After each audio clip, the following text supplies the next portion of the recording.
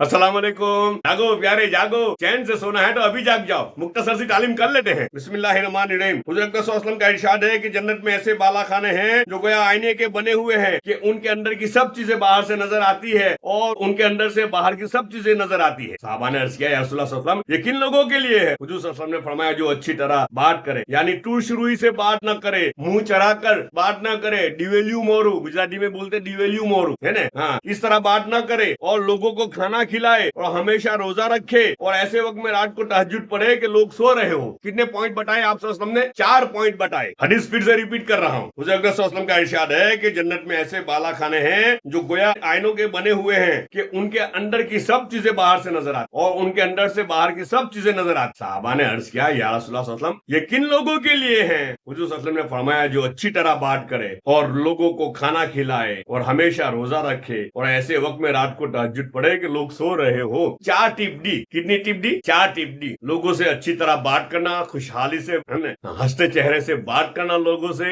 लोगों को खाना खिलाना और हमेशा रोजा रखना और रात को तहज्जुद पढ़ना, ऐसे वक्त की तहज्जुद जब लोग सो रहे हो। ये 4 पॉइंट दिए। हजरत अब्दुल्लाह बिन सलाम रज़ियल्लाहु ताला अन्हु, जो उस वक्त तक मुसलमान नहीं हुए थे, यहूदी थे, यहूदियों के सरदार थे, ये कहते हैं कि जब हुज़ूर अक़दस सल्लल्लाहु अलैहि वसल्लम हिजरत करके मदीना तशरीफ लाए, मैं खबर सुनते ही फौरन गया और आपका चेहरा मुबारक देखकर मैंने कहा कि ये मुबारक चेहरा कोई झूठे शख्स का नहीं हो सकता। वहाँ पहुंचकर जो सबसे पहला इरशाद हुज़ूर सल्लल्लाहु अलैहि वसल्लम की ज़बान मुबारक से निकला वो ये था, लोगो सलाम का आपस में रिवाज डालो और खाना खिलाया करो, सिला रहमी किया करो और रात के वक्त जब लोग सोते हो नमाज पढ़ा करो, सलामती के साथ जन्नत में दाखिल हो जाओगे। अब्दुल्लाह बिन मुबारक रज़ियल्लाहु ताला अन्हु यहूदियों के बड़े सरदार थे और आलिम भी थे यहूदियत के। तो उन्होंने बात सुना कि ऐसा आदमी जो नबूवत का दावा कर रहा है वो मदीने में आ रहे हैं, तो तहकीक के लिए कि यार वाकई ये आदमी अल्लाह के नबी है, तो जांचने के लिए, परखने के लिए वो यहूदी आलिम थे और तौरात में सब निशानियां उन्होंने पढ़ी थी, तो उनको पता था कि कौन कौन सी अलामत नबी में होती है, तो जांचने के लिए मदीना गए। तो क्या देखा? सबसे पहले नबी सल्लल्लाहु अलैहि वसल्लम के चेहरे को देख के कहा कि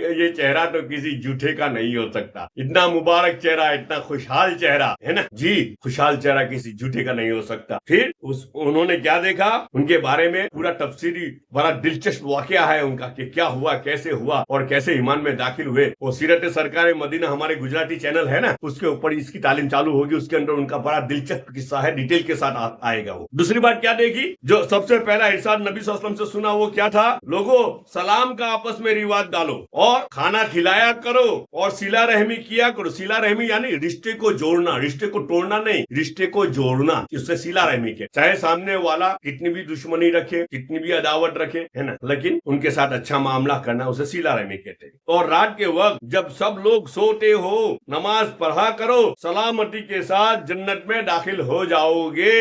अल्लाह पाक हम सबको कहने सुनने से ज्यादा अमल की तौफीक अता फरमाए। बाकी तालीम इंशाल्लाह कल करेंगे।